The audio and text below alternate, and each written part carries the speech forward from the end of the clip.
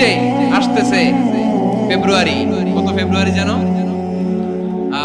এটা কি বিশ্ব ভালোবাসা দিবস? হ্যাঁ, কি দিবস? এই বিশ্ব ভালোবাসা দিবসের সাথে মুসলমানদের কোনো সম্পর্ক নাই। আমার প্রিয় ভাইরা, এই যে আপনি অবৈধ সম্পর্কে জড়ালেন, কেন আল্লাহ অশ্লীলতাকে হারাম করেছে দেখেন। বলতেছিলাম যে এটা আপনার নাসাল, আপনার জেনারেশন, আপনার লিনিয়েজ, আপনার বংশকে প্রিজার্ভ করা, কে কার বাবা, কে কার মা, বাবা মা জানা, প্রজন্মকে প্রিজার্ভ করা, এটা ইসলাম ওয়াজিব করে দিয়েছে। এই যে অবৈধ সম্পর্কের কারণে, বিশ্ব বেহায়া দিবসের কারণে, এগুলোর আউটকাম, আউটপুট হিসেবে মাঝে মাঝে ঢাকা মেডিকেলের ডাস্টবিনে নবজাতকের বাচ্চার কান্নার আওয়াজ শুনতে পাওয়া যায়। চট্টগ্রাম মেডিকেলের ডাস্টবিনে নবজাতকের কান্না শুনতে পাওয়া যায়।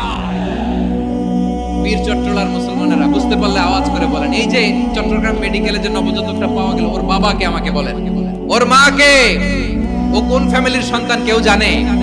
আপনি হিউম্যান ডিগনিটিকে অপমান করেছেন না? আপনি তার ভবিষ্যৎকে অন্ধকার করেছেন না? আপনি তার লিনিয়েজকে প্রশ্নবিদ্ধ করে দিয়েছেন না?